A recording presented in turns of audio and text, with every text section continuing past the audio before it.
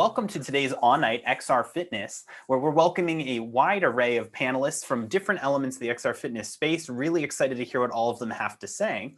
And thank you everyone for joining us today.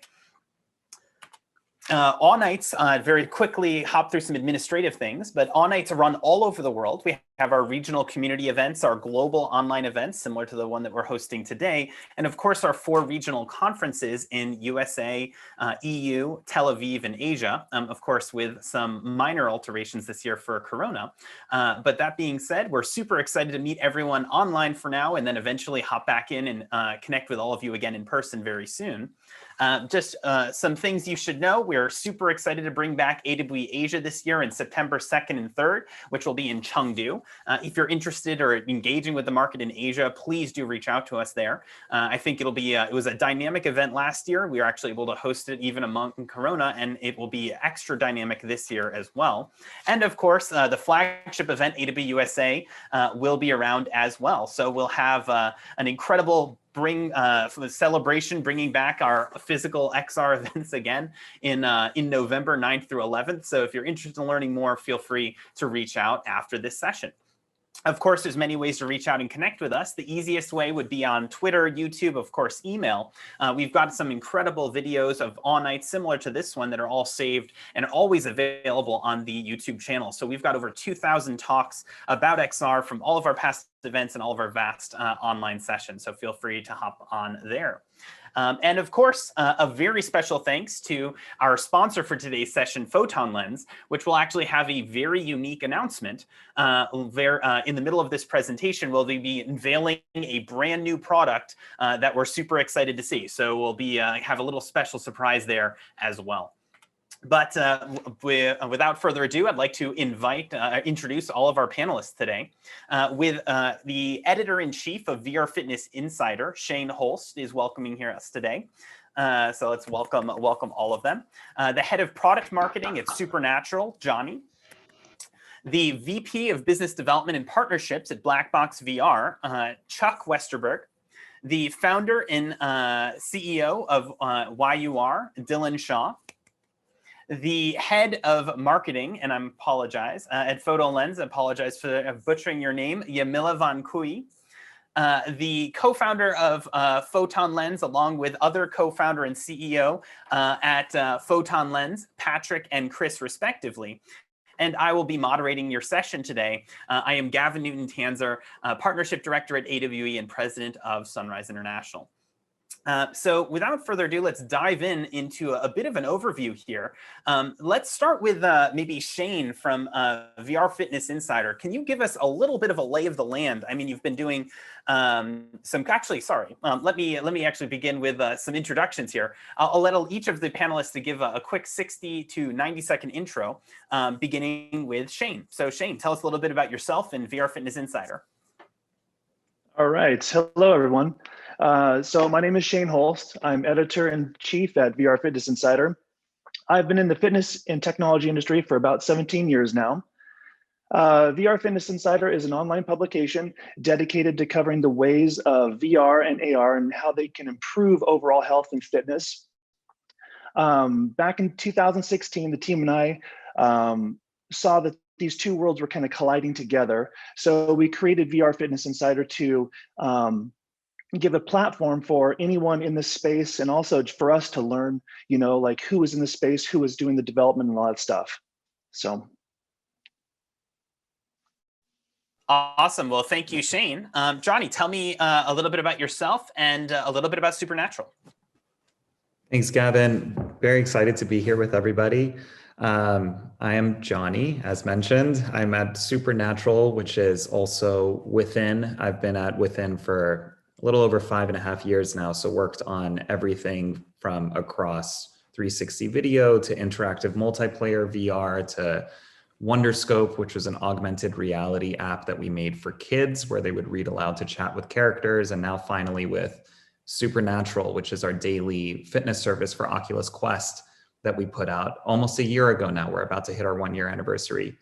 And to tell you all a bit more about Supernatural, if you're not familiar with it, it's a fitness service where we put you face to face with real coaches We put out a new workout every single day. Each workout takes you on a travel tour to some of the world's most beautiful destinations while you do a rhythm mapped workout. And each of these workouts are mapped to popular music, everything from the greatest hits of the 80s all the way to hits that you would hear on the radio today and everything in between. And it's been a very, very wild year, as it has been for a lot of us in XR Fitness. So very much looking forward to chatting more about it. Awesome. Thank you, Johnny. Dylan, tell us a bit about your work at YUR and your personal background in XR Fitness. Sure. Thanks, Gavin. Also happy to be here. Shane, thanks for the invite. I'm glad I can make it. So I've known Shane for quite a while, and obviously we're aware of Supernatural and all the awesome work they're doing.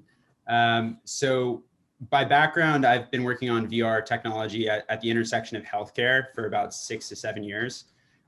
Previously was a software engineer in the healthcare space working with data informatics, so electronic health records and porting data among those different services. And basically a lot of my projects in the past have had to do with healthcare education. So things about like visualizing diabetic retinopathy, or for Parkinson's patients, like stabilizing a tremor with VR, spatiotemporal data.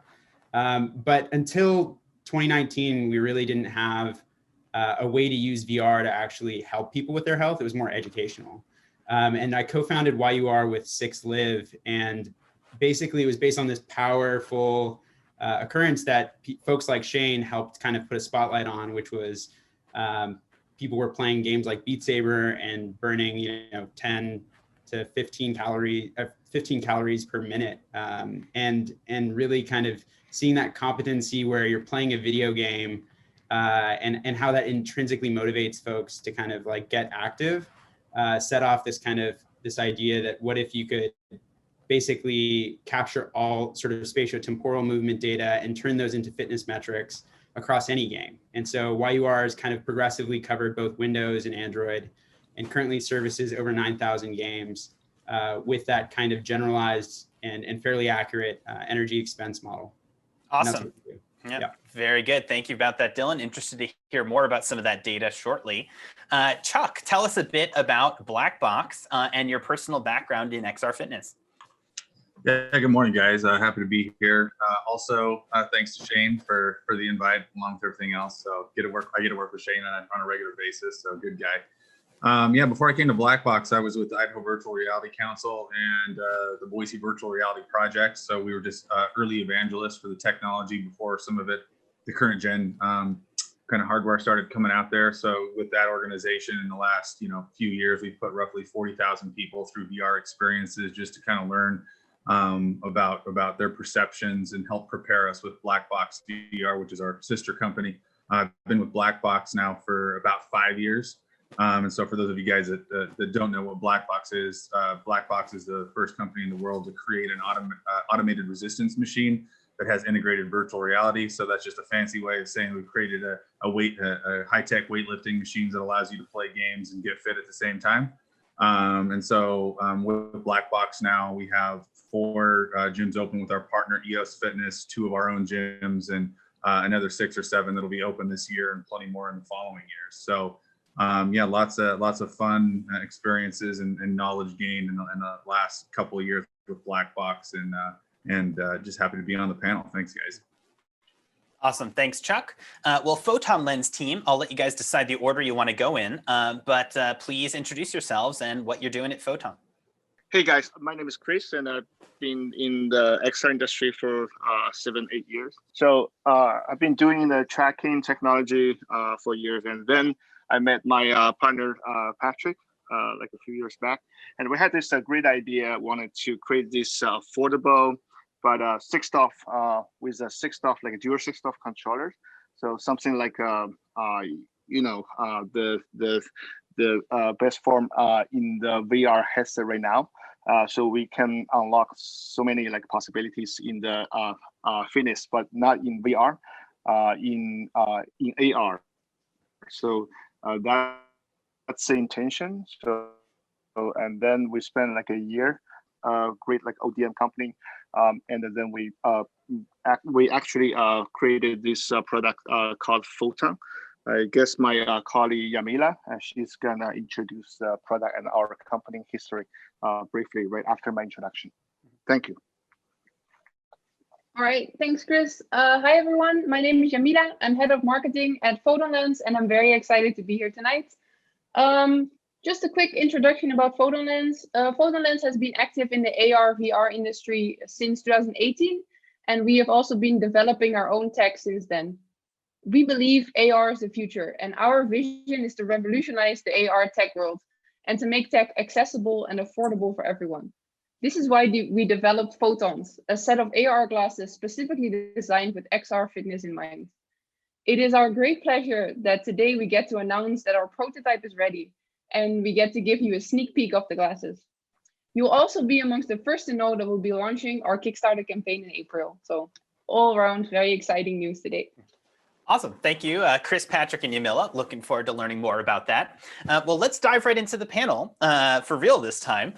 Shane, so you've been doing a great deal of coverage at VR Fitness Insider over the past couple of years. What are some of the biggest trends that you've been seeing, maybe particularly with the pandemic in mind? And what do you think that means for the next coming year or so? You know, I think the biggest trends we've seen is just the, awareness that virtual reality can be used as a fitness, tool. I know it sounds kind of, generic, but it's very true. With, Oculus coming out and really pushing, the space, more and more people are starting to, pick up this little device, put it on their head and say, oh, wow, there is something here. When I'm moving around, I'm actually getting a workout, or I'm burning some calories, I'm sweating, and all that stuff. But as far as like the trends are going, it's just more games. We're starting to see people coming to this whole ecosphere that we have for VR and fitness. More developers are interested in building games and pushing it forward. And so long term, that's just great for the whole industry, and it'll continue to keep pushing the fitness aspect of VR forward. So. Awesome. No, thank you very much for that. We'll come back maybe in a little bit to talk about specific types of examples or tech that is that's doing that. But let's go ahead and look at one of the popular examples that are really taking advantage of the Quest 2's availability. Johnny, tell us a bit about first. I mean, with the pandemic, has this impacted you maybe in a positive way by providing people sort of this really taking part of this VR fitness at home revolution? And what has this meant for Supernatural? What does it mean for you going forward? Sure. We were working on Supernatural for about 2 years ahead of our launch, and we were very coincidentally ready and planned to launch in April of this past year, about a month into quarantine and lockdown and everybody dealing with shelter at home orders. I guess to zoom out a little bit to give you all some context around why and how we built Supernatural, which can help answer the question a bit more.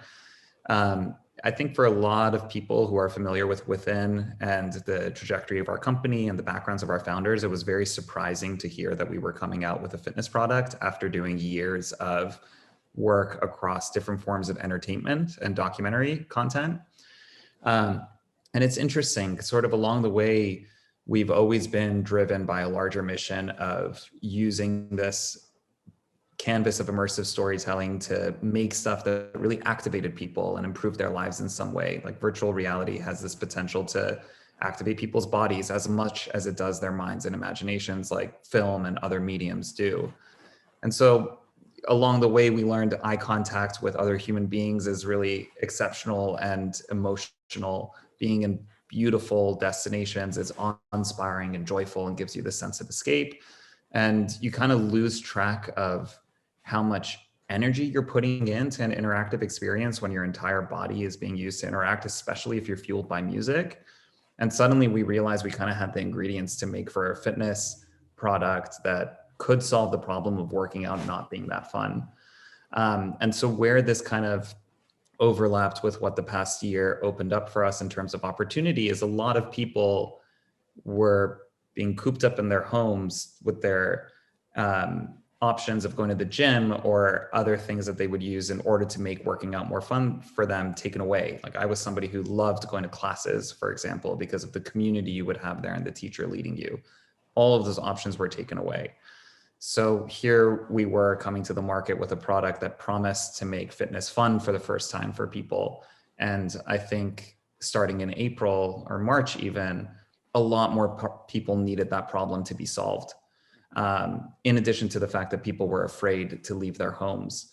So it did kind of culminate into more opportunity for us in the past year, but I would say that the central mission and goal of the overall product has always stayed the same, which is give people a wonderful, joyful, inspiring, and encouraging adventure into their fitness journeys, where you're not just masking repetitive motions being boring, you're creating a virtual experience that's just totally fun and amazing, and you just so happen to get an amazing workout out of it. I love that. As someone who sort of needs that extra encouragement to go to the gym, loving Supernatural and the ease of being able to just do it at home myself. Well, let's ask Chuck here. So Chuck, you've taken a different approach at Black Box as opposed to sort of a cardio workout from home approach. You've got a location-based center approach that's actually more built around weightlifting. So tell us a little bit about sort of your thoughts, your approach at Black Box, and what that's meant for you as you sort of roll out your product and build some momentum this past year, of course, during the pandemic and going forward. Yeah, and so I mean, we obviously love fitness games like Supernatural and whatnot, and you know, like to play those at home all the time when we're not doing other things.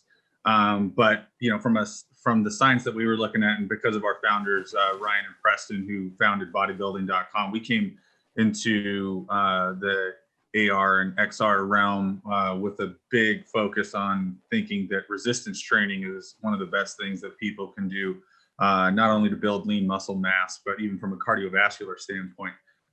So we wanted to build a competitive moat and not leap straight into just, you know, straight software content. So that's why we built, you know, a very, very complex machine. And, you know, we've successfully done that, and, you know, it's implemented in these different gyms. But for us, you know, it's completely different than trying to get people to just put on the headset for 30 minutes at home. We still have to get people to physically get in a car and go to a location. And we opened, you know, our first location in San Francisco, you know, not too long before COVID hit, and then that location's been shut down, you know, off and on, depending on what the state does. But our own gym in Boise, and then EOS, our partner, we still have those pretty much open most of the time. And you know, I mean, there's some things I think we're going to talk about a little bit later, but it's definitely been, you know, a fantastic experiment to see what's going to happen. Are people going to come in not only because of COVID, but are they going to go in their own separate private 8x10 room and work out for 30 minutes and come out feeling like they got the equivalent or a better workout than they would have if they just would have went and stood in front of the mirror all day long. So lots of learnings and lots of positive things coming out there that are in favor of our hypothesis, but obviously still want to grow and get as many users in as possible. Awesome. Yeah, waiting for the New York City Center to open up, hopefully at some point in your future. But yeah, we'll dive into some of the challenges you're facing and sort of how you're embracing and bringing people into this new type of fitness experience in a little bit. But before we do so now we've talked about two different approaches, right? We've had a little bit of an overview, the workout at home experience with Supernatural and the location-based experience with Black Box. But so Dylan, tell us a bit what is some of the data you're seeing for people that are actually looking for burning calories, but in a traditional game like Beat Saber or whatever it is that people are doing when they're operating on a VR device, and your sort of theory behind that, and any trends you're seeing this past year. Yeah, no, absolutely. I think both Chuck and Johnny covered important aspects of it. Johnny obviously giving you the brand, like sort of the grand overview of how coronavirus and shelter in place kind of you know, has led to a lot of people embracing virtual reality technology. And I really like how Supernatural uses sort of environmental cues, you know, like beautiful environments and everything like this to kind of evolve exercise into almost a meditative experience. I think that's really next level. And then I really love what Chuck and the folks at Black Box are doing, because I've been a huge proponent of strength and resistance training for a very long time. So, you know, nods to both of them. But you know, one thing that's really cool to see from our analytics at YUR is that it's across all the different platforms, right? So you got folks with the Windows VR headsets, you got folks with the latest and greatest Quest 2. And some of the things I can tell you are that basically VR at its fundamentals it encourages people, the consumer at the end of the day, to feel more like they're involved in like a game than they are like a workout, right? So this kind of head fake is what's getting so many people interested and engaged in fitness. Oftentimes from what we see coming from backgrounds where they've been unsuccessful with things like treadmills or ellipticals, or even the typical go to the gym approach. So I think both of those folks that just spoke recognize that. What YUR does intrinsically is kind of, for the user, it's like giving you a benchmark to kind of strive towards. But one thing that I think is funny is like, there's this new game, Gorilla Tag, that just came out like maybe 4 weeks ago, and it's already cracked the top 10 in terms of what people are playing for those top calorie burn sort of expenditures in our charts. And so all you're doing in this is using your hands to kind of climb and scale. You're seeing other people, and you're trying to escape zombies. So the motivation is so much more game driven than it is like follow along with a coach. And I think that time and time again, there's a psychographic split there where you've got people who do appreciate the Peloton treadmill and the sort of class approach.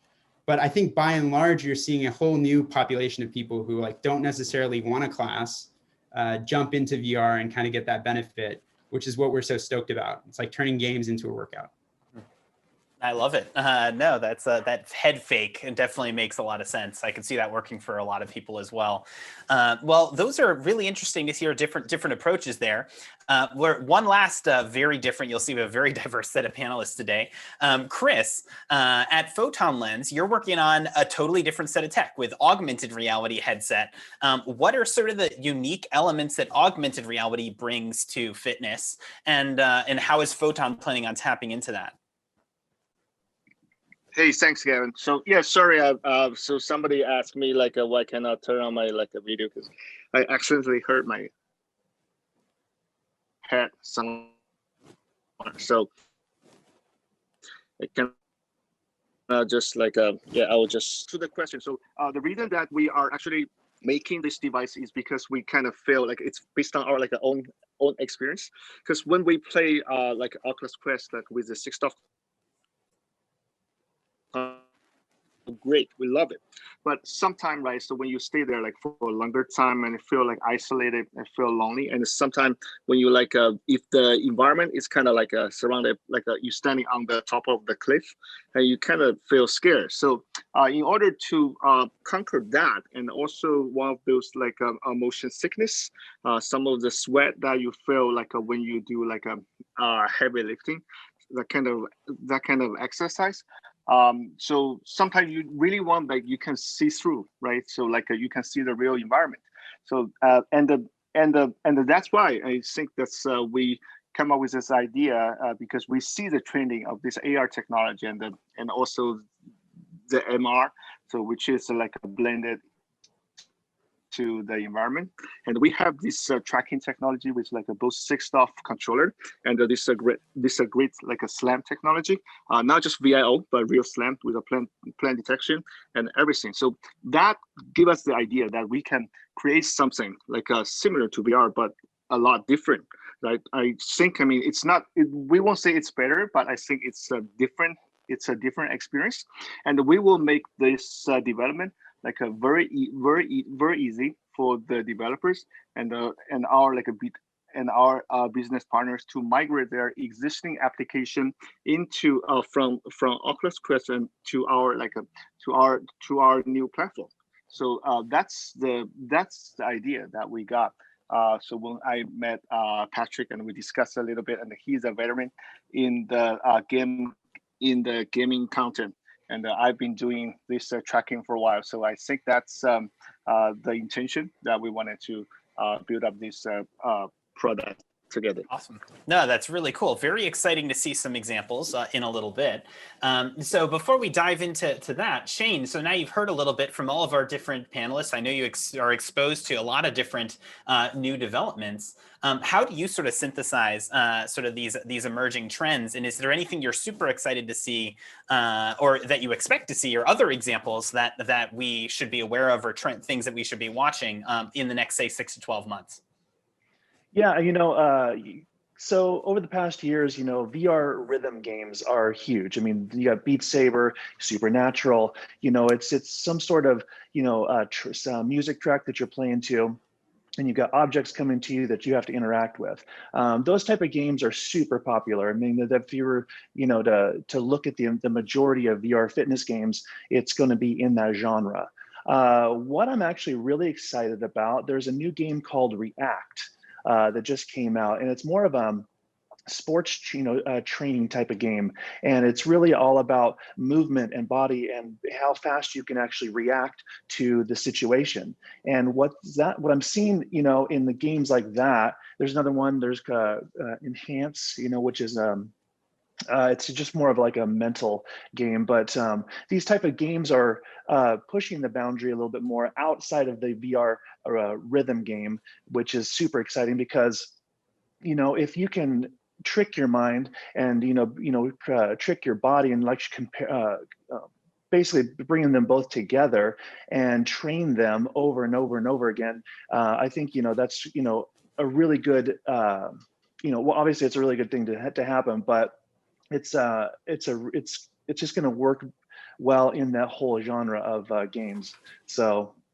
And a little bit of a follow-up question. Are you seeing sort of more games similar to Supernatural where you're working with a headset and it's your calisthenics and your own body weight? Or are you seeing more that are maybe similar to Black Box where you need a full sort of a rig that comes with it, or maybe even something in between that requires some form of haptic feedback, whether it's gloves or I don't know, whatever other accessory that otherwise people might have to buy? Or is it sort of kind of run the gamut? I mean, pretty much 99.9% of the games out there are cardio based, and that's just, you are interacting, to some sort of like rhythm, type of game. There are the boxing games out there. Black Box stands alone because it is a resistance type of, training. And you have resistance. I have not seen any games out there that, like we'll track a dumbbell or anything like that, or, bands. I know that there's people out there that have, tried to, play around and test that out.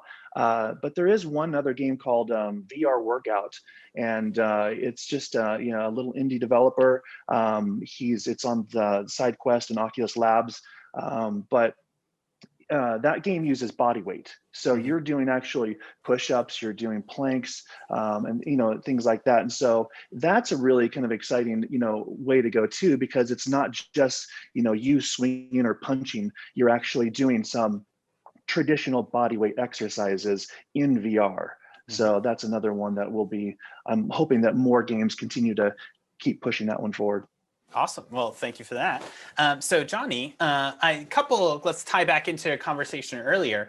What would you say are some of the bigger challenges that you've been facing as the app scales, it gets more popular? I mean, is it more from the business model perspective? Is it getting new tracks? Is it building new environments? Is it adding new motions?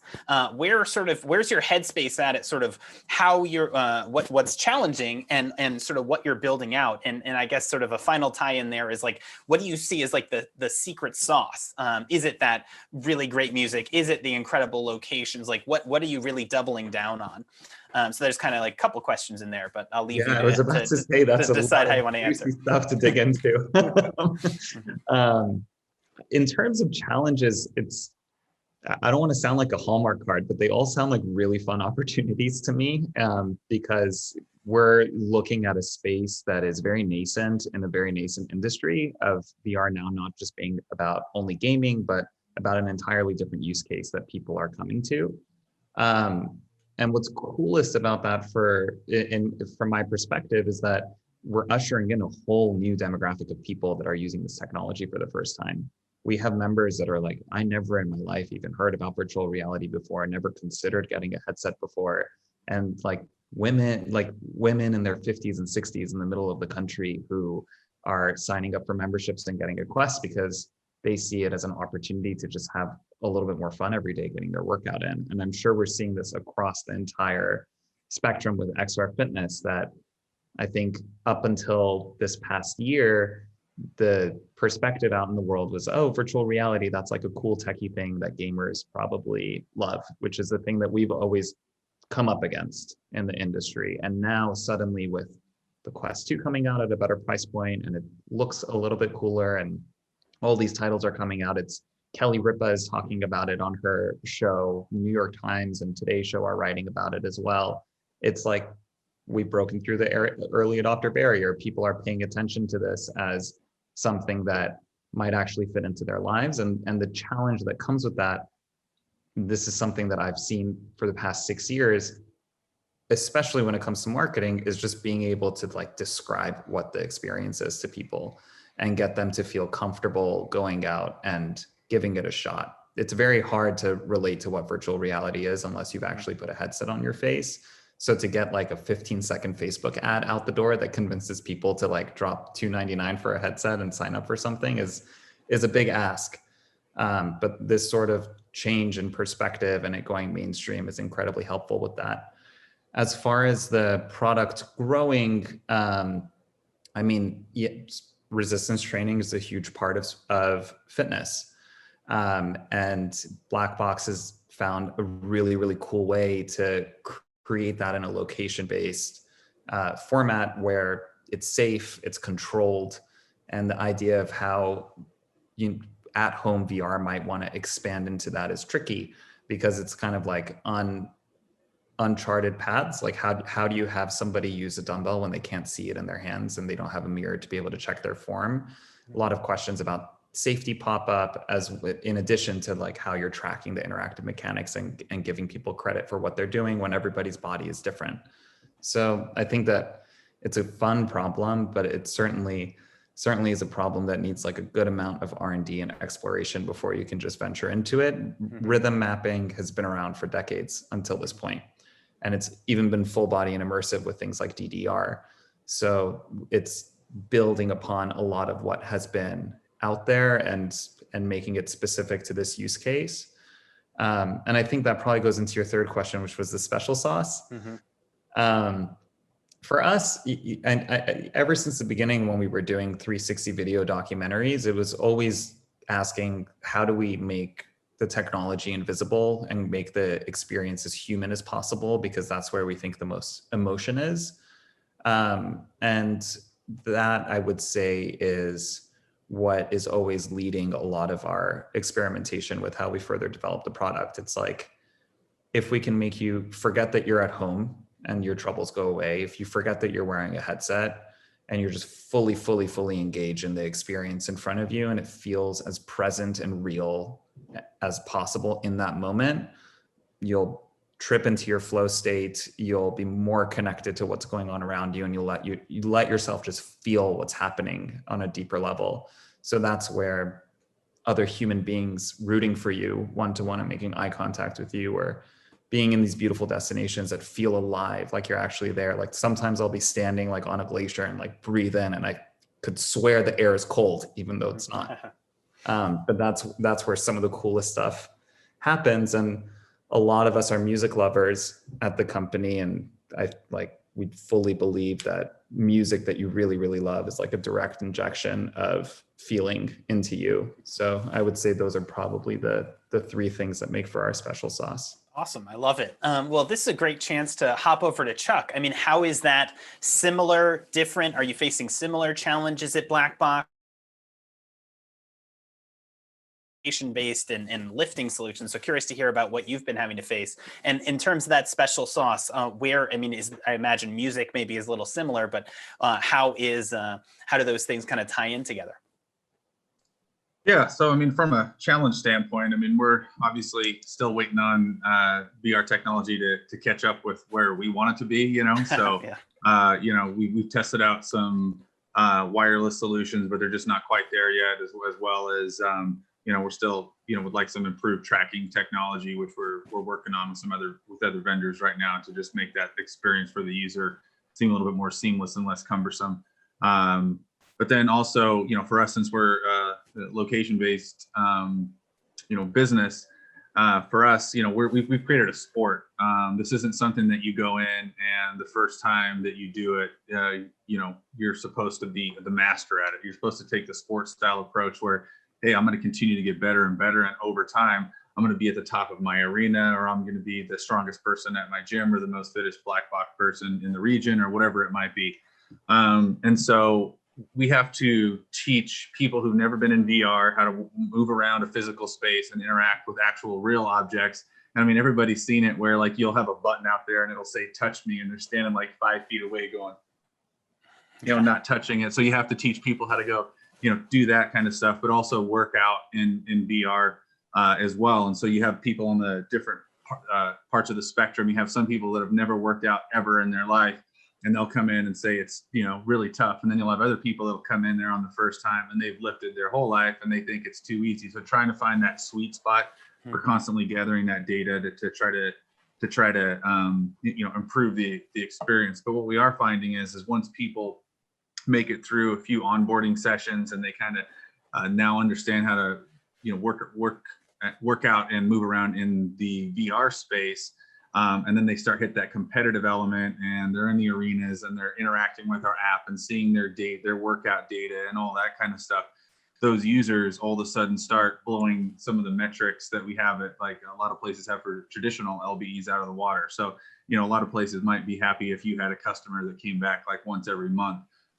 We have people that are coming back in a month, they might be back 20 times for 20 workouts in a month. And we have people that are setting records with like, they're on 101 streak, which means that they worked out within 3 days of their last workout for 100 sessions straight. So once we get those people hooked, they're crazy about it and you can't keep them out of the gym, and they're mad if you close for a holiday. So, I mean, it's good problems to have, but I mean, there's still lots of little stuff that we're always trying to clean up and work with as we move along with the business and move forward. Yeah, no, I love it. How you combine like the LBE elements and the competition with sort of the traditional hardcore workout. And we'll dive a little bit in. I'm very interested to hear a little bit on the data side a bit in a little bit, and why you are, Dylan, I'm sure you've got a lot to share with us there as well. Though we did promise a special announcement during this presentation, and our sponsors today do have a special announcement with their PhotonLens product going on Kickstarter very shortly. So they did prepare a video for us. So just want to go to show what they envision to be the future of AR fitness. I have always seen life through one perspective, one lens, and yet I've always wanted more. And now I've seen it, I can never go back. Welcome to PhotonLens. Go beyond your limitations. Beyond your screen. Be the best version of yourself. Learn to train like the greats. Train anywhere. Hi, I'm John Conti. Let's get training. You're in great shape. Don't worry about your fitness. It's all there in the tank. That's it for today. Great work. Optimize your mind, body, and soul. Hi and welcome to yoga. We're going to go into warrior pose. And hold. Turn 2D into 3D at the touch of a button.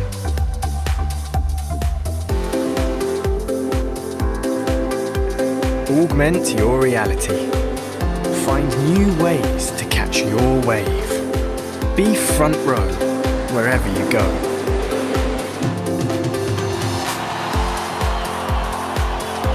Immerse yourself in new experiences. With over 2 million pixels per lens,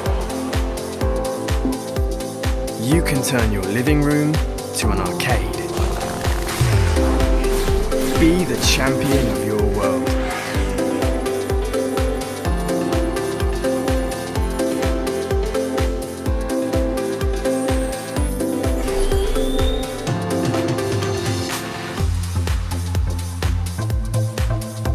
Redefine your design.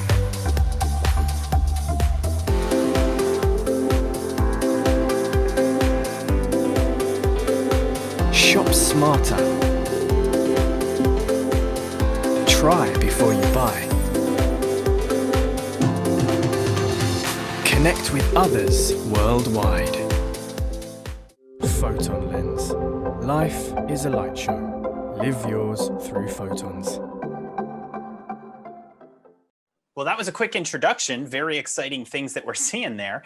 Here to tell us a little bit more about it and maybe dive into sort of how this would actually work for consumers and potentially people who can get a hand on in April. Let's have a sort of a brief introduction from JAMILA. Thanks, Gavin. Yeah, I'm really excited that we finally get to introduce our photons to you. Photons are the world's first 6 DOF AR glasses with dual 6 DOF controllers, and they're specially designed for the ultimate fitness and entertainment experience. AR glasses open up an unlimited world of possibilities, and we're very excited to share this with you. We believe that XR, and in particularly AR, is uniquely placed to revolutionize the way we interact with the world. And fitness is one of the first markets that's ready for this. And while we love VR games and workouts, AR is slightly different, and we think it's more conducive to safe and active gaming, since you can still see your physical environment and be completely present in the moment. I have a pair of photons here with me, and I get to show them to you today. We have them in 3 colors. We get them in black, red, and white, and they come with 2 sets of dual 6 DOF controllers. So photons really fill a gap in the industry, offering 6 degrees of freedom in both the glasses and the controllers, providing an unparalleled stable user experience with precise tracking and positioning, all without the use of external sensors. So additionally, and here this is where we can actually have a look at the controllers. These are some of the controllers that we have. They really have a groundbreaking design through magnetic triggers and a hidden dragon LED ring. You can push them up like this and transfer your controllers from 3 DOF to 6 DOF, which is really cool. And they're so small, they just easily fit into your pocket. We can use them individually like this, but we can also click them together like this, or we can put them in combination with our console to form a computer unit that can actually be a super portable handheld device for 2D gaming, which is really, really cool. So with some of the massive improvements that we've made over the past 2 years in usability and playability, it allows users to take full control in the world of mixed reality. We also have professional controllers that track movement even better. These are ideal for some of the more intense sport games we're developing with photons. One of the things we're actually really excited about sharing with you guys is our hand tracking. Hand tracking basically unlocks endless possibilities. And photons offer full degree of freedom hand tracking. It supports 26 DOF with personalized palm tracking for a revolutionary interactive experience. Full DOF hand tracking feels real. We've tried it, it's really cool. Users can easily interact with virtual objects using just their bare hands. There's no additional equipment and no learning curve, so you just get to use it in a way that feels completely natural. So, the glasses. Here they are. They're very light and they're really comfortable to wear, just like your day-to-day glasses. They have 52 degrees FOV and 2 6 DOF cameras at the front for optimal tracking. They're on both sides right here. And we even have an 8 megapixel camera right in the middle. You can see it here. That can record videos and pictures as you go. We work together with Harman Kardon to incorporate some of the best speakers in the industry. So the sound is also pretty cool.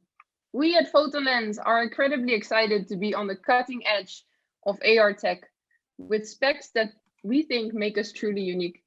Photons are a great piece of tech. We believe that AR is the best, safest, and most fun way to exercise, both during the pandemic and far beyond. We're incredibly proud of photons and can't wait until they're available for everyone to enjoy. And in that light, I have the honor today to announce our Kickstarter campaign that will start in April. Go to our website to sign up.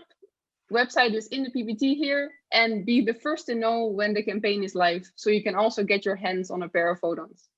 With special early bird prices, and you can even have a chance to win a pair for free. We're looking forward to working with you all to create some amazing AR content. Together, we can transform the way we exercise, play, and work. Thank you. Awesome. Thank you so much, Jamila. I can see we already have a bunch of questions popping up in the chat. We're going to come back. And we're going to come back in a little bit. So please, everyone, if you have questions for any of our panelists, please do keep popping those in the chat, because soon I'm going to stop and I'm just going to start reading your questions instead. But before we do that, let's come back to a couple of final questions. So DILAN, before we kind of dived into the presentation, we were talking a bit about data. And I was wondering, are there any, from pulling all this data from all of the different apps and all of the different social applications, what are you seeing that is maybe defying conventional wisdom? Is there any sort of trend or data points that you're looking at that are surprising to you, or that you think would be otherwise surprising to the audience in general? Yeah, for sure. And I know that the audience, most of the people who are tuning in are pretty experienced with VR and AR, just judging by the characteristics of the chat. So to keep it at a high level, this is based on also empirical observation over the course of my 7 years being involved in VR. But I'm really shocked and surprised at the general breakdown of generational use of VR across the board. Now, we're not talking about the same activity patterns, but there's an inverse correlation with length of training in VR, or using VR games with age. But we have people from 16 to 65 using VR. And I'm actually, based on my experience, you find that people who tend to be a little bit older have a little bit more cognitive load associated with getting familiar with VR. But then every now and again, I'll run into somebody who is whip sharp with movement around in VR. And I think prior to the wireless headset, that really wasn't the case. So conducting kind of a wide scale analysis with YUR, we're finding that the observation that that Shane made earlier about rhythm games is pretty accurate. Rhythm games being predominant form of fitness for non sort of concentric, eccentric weightlifting movements. And then the more non-conventional games that are being played are these long tail, social VR games. So things like Gorilla Tag I mentioned earlier, which is multiplayer. You wouldn't think of it as a fitness title, but maybe it's just fun and maybe it's multiplayer. And then outside of that, VR chat has consistently been in the top 10. So this is something that I think is really bizarre, because from the outside perspective looking in, why would VR chat have any sort of fitness potential? But there's kind of these two routes, right? Basically you have these really long session times, and maybe you're not super active, but you're somewhat accurate. Active. And so that shows that there's also this narrative where social connection in VR can lead to longer activity periods of time. And that's one of the things that I'm more excited about when we talk about the technology that was just presented and VR going forward, is in a very practical way, I'm aware that it could be a technology paradigm shift that takes us away from sitting so many hours a day. So this is kind of one of the sort of interesting learnings that I've seen.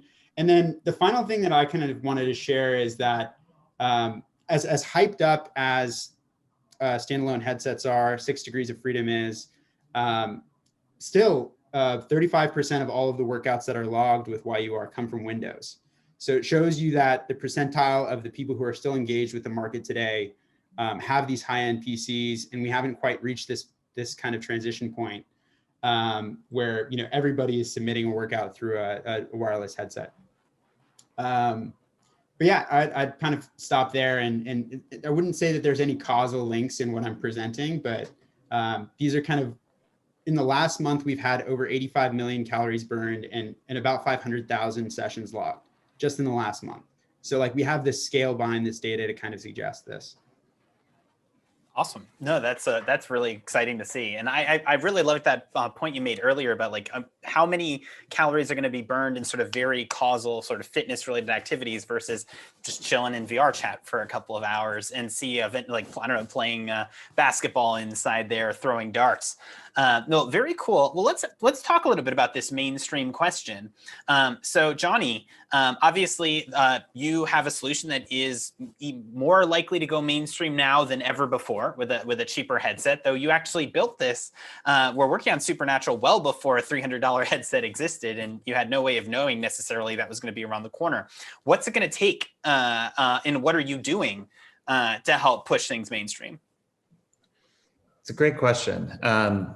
one of the things that inspired the development of Supernatural was seeing the first Quest prototype that Oculus showed to us. So we knew it was going to be coming at some price point that would be more affordable and have full 6-off tracking. And we thought that on the hardware front, that would need to be the first step in order for something like this to be have a chance at becoming mainstream. And I think continued investment towards great hardware from our great partners at Facebook and other companies, I think that this needs to continue to happen so that we get to a point where more and more people are becoming more and more willing to buy in to getting into virtual reality, because the hardware is getting more comfortable, it's getting sleeker, it's getting more affordable.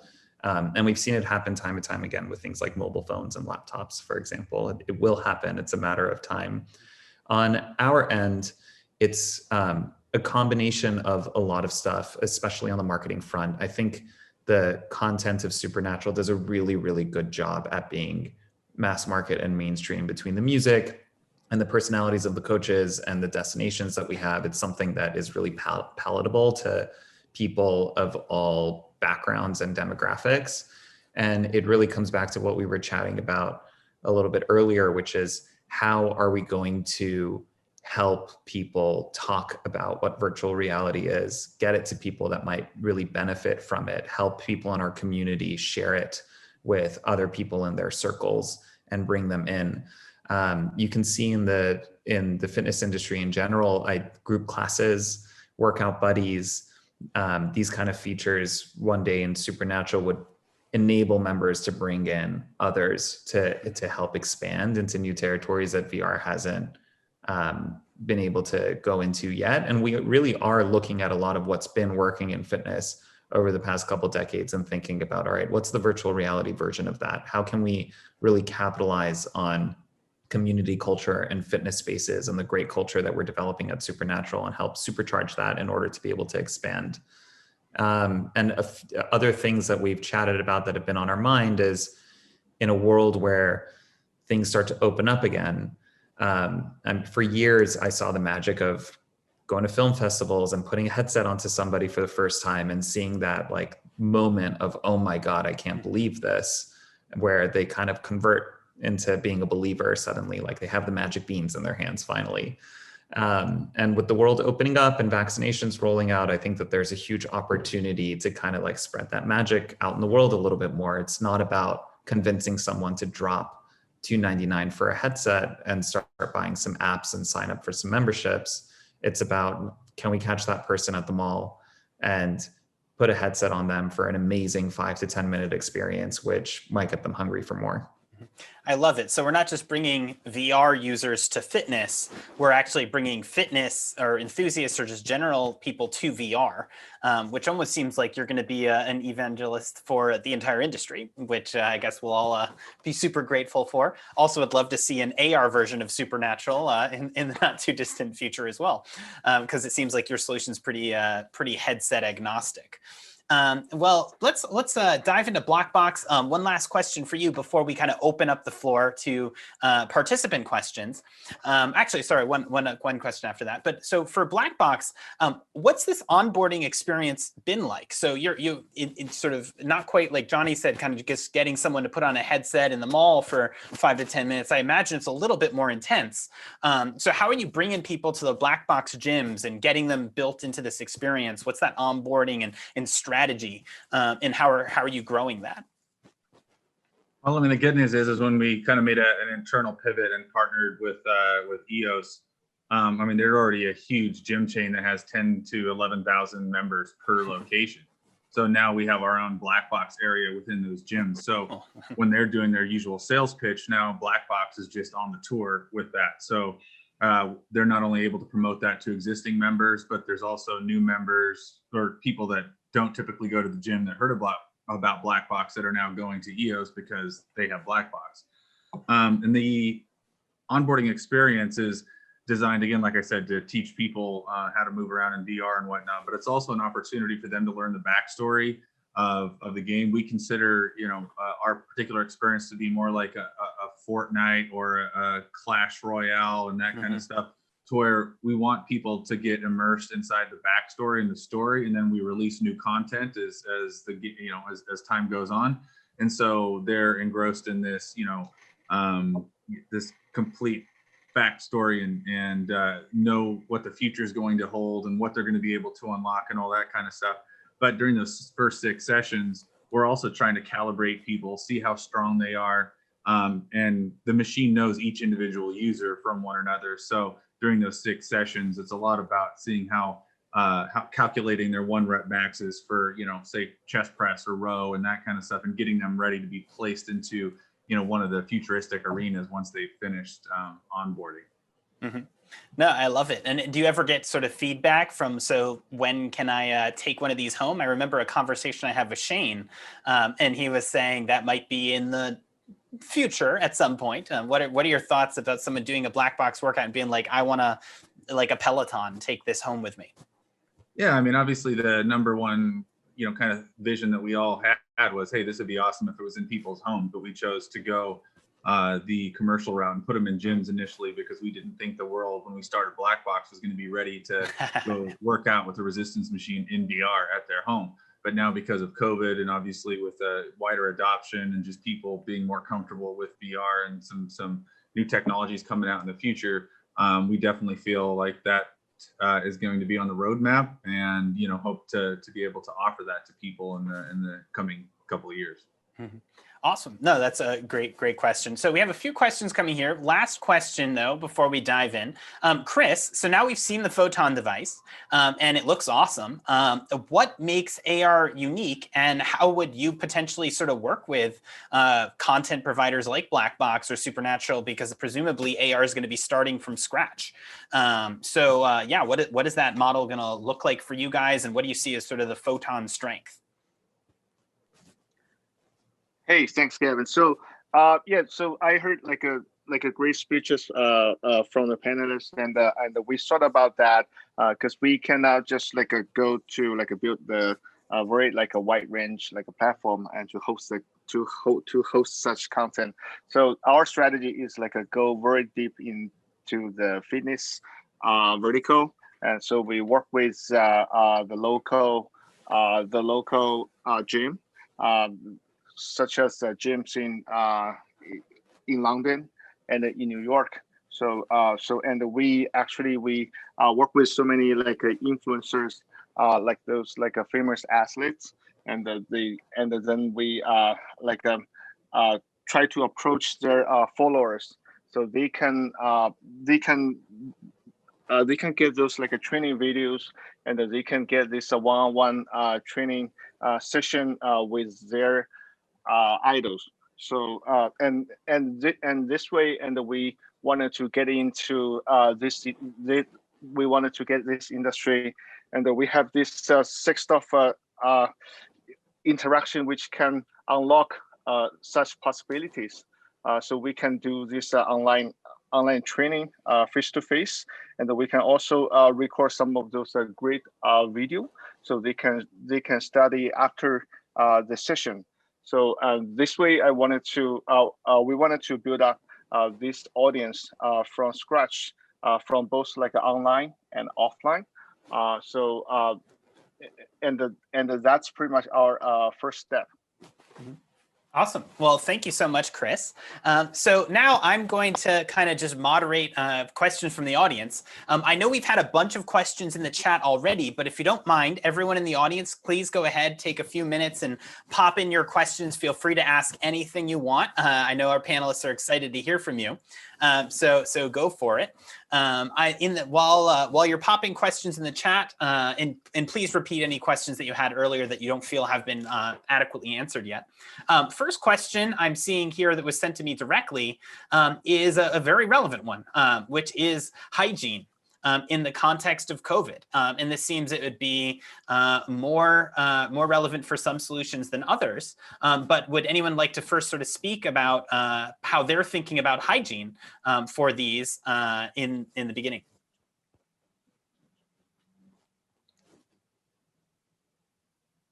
No one wants to talk about hygiene? Who wants to dive in? I repeat the question one more time. Yeah, so how are we thinking about hygiene in the context of XR fitness for each of your respective solutions? I know it's a little bit of a scary question, but No, important one. I'll jump on that one because we're a little bit different use case, but we've had a great partner called Cleanbox do this. So before we even had a product, one of the biggest question or the most frequent questions we got were, that's going to be disgusting. Your headset's going to be sweaty, all that kind of stuff. And so we kind of went overboard. So at each of our locations, in addition to the headset getting wiped down by the users with the cloth and the lenses and all that kind of stuff, it also goes into the clean box for a 9-minute cycle, which is more than what the standard program cycle is. So it's getting that UV light that's disinfecting it and everything. And then it has those fans blowing on it for an additional, 5 to 7 minutes just to keep it dry. So it's pretty fresh all the time. And then we're always replacing and swapping out the face pads on those. So they're about as clean as you can get when it comes to, having an LBE headset out there. Mm-hmm. So anyone from Photon, Supernatural, anyone else want to address the cleanliness hygiene question? Yeah, sweat is certainly a thing when you're working out in a headset. Even some games will get you really sweaty. But we have decided to send a free silicone sweat guard or sports liner. There's like no good term for this accessory that exists out in the market right now. We have not all unified around one name for it, but it is a piece of silicone that wraps around the headset foam that you could easily just run under the sink after every workout, and it saves your headset from soaking up all the sweat in the foam and makes it really easy to share between family members or roommates. Fortunately, we don't have to deal with the out-of-home problem that folks like Blackbox are dealing with, but it sounds like you guys are going above and beyond when it comes to making sure things are clean and sanitary, which is awesome. Mm-hmm. Anyone from the Photon team want to talk about what cleanliness means for an AR device? I think AR devices has this little bit like advantage in terms of like the when the goggle touch your like eye area. So for the VR devices, it's pretty tight. You have to wear that, and you have this strap back on your head. So usually it gets like really sweaty, after hours. But for the AR devices, as you can see from the video, so it's pretty much like a glasses. So the only places that will get like a little bit sweaty is on the hinge area and also on the dam. So so that's a little bit. I think it's a little bit like a better. So for the sweating issue, and we also have this nose pad, which will hold these glasses a little bit distance from your nose. So there's no like a large area contact to your face. So I think this way it will resolve this problem slightly, but it's not completely. Mm-hmm. Perfect. Well, there was another question here about sort of cost. So let's use this as an opportunity to talk a little bit about business models. So everyone knows not everything could be free. So let's talk about sort of the startup cost, either for classes in the business model, or how you see structuring models going forward, whether that's a buy the device or versus sort of monthly premiums versus a one-time fee. So does anyone want to start? So let's talk a little bit about the business side of things. I'm happy to jump in. Yeah. We were one of the first subscriptions to be available on the Oculus Store, which was a real thing for a lot of people. And I'd love to give some context behind why we made that choice. I think for us, the initial goal of Supernatural has always been to provide an exercise solution that's so fun that you're happy to make it a routine part of your life. And what goes hand in hand with that are things like daily workouts and deals with the major labels like UMG and WMG, so that we could get access to thousands upon thousands of songs to map for your workouts every day. And we're constantly in production. We're shooting every single day with our coaches, and we're constantly building out more environments to work out in and have an entire team of choreographers that are mapping songs on a daily basis. It never ends. And we put out at least one new workout every day, all with a goal of helping people establish a habit. So as opposed to this being like a game that you pay $30 to download and you play from time to time, and every now and then there's a pack that gets you excited to jump back in and try something new. Our model is more trying to ask the question of how do we support those people that want to show up 7 days a week, or 3 times a week, or 4 times a week, whatever it is. Shailesh, I'm sorry, I feel like I'm butchering your name, but you were asking why our demo mode disappears after some time. And it's because we don't really have a demo mode. We offer a free trial because we want people to have 30 days to be able to explore the entire library of hundreds of workouts and see if Supernatural helps them build an exercise routine. But a demo mode would probably look like something like only offering one workout or a couple workouts for people to try. And we don't think that that is a good representation of what we're putting out there, because it wouldn't give you a chance to find the coach that you love, the genre of music that you love, the intensity of workout that works out for you so that you could build a habit. But for us, the decision to go away from the one-time download payment to subscription is really about helping people build that habit. Awesome. So Chuck, what are you guys thinking about how does the business side of things sort of compute for you guys? It's easy. Go to the gym and buy a membership. Cool. No, I mean, obviously we're membership based as well. I mean, we, thought about like, are they one-offs? Do we do packages? How do we do this? And, it just makes sense. Like, we don't want people to buy a couple sessions and then quit, right? Like going to the gym and people quitting is already enough of a big deal. We want people to, have that experience where they go in, they don't have to worry about paying and re-upping for the next month. It's already done. And they just go put on their headset. I mean, that's kind of the beauty of our platform anyway, is they book their session online through our app. It's already done. And then they just check in. It tells them what booth they're supposed to go in. They shut the door, do their 30-minute workout and leave. And the billing and all that stuff's done through the app, just through the membership. And so far that's been working for us. And we anticipate that that'll be, what we're going to continue to do moving forward, in addition to maybe some like digital content so you can pimp out your avatar and some of your arenas in your home locker room and different things like that. Mm-hmm. I love it. So yeah, so in one world, a Supernatural, you buy a headset, it's cheap, but you take it home and you've got an ongoing sort of subscription with new workouts. With your solution, people are going to they don't have to buy anything. They just either get their traditional gym membership or they go directly to a black box gym, sign up as they normally would, and that's it. What generally are you charging for memberships now?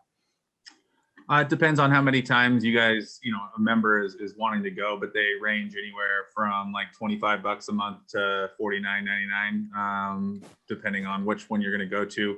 If you go to our physical gym, you get a few extra bells and whistles because we have included with your membership, you get protein and pre-workout and some different things like that you don't get if you're at EOS.